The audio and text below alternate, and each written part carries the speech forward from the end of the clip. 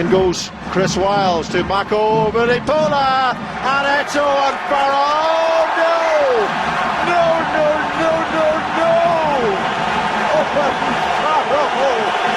makes an absolute blooper super howler. Well, you can see the funny side of it, and so can Jackson Ray. But that was an error. After so much pressure, Jamie George very much in evidence. She should have made the pass earlier on to Wiles.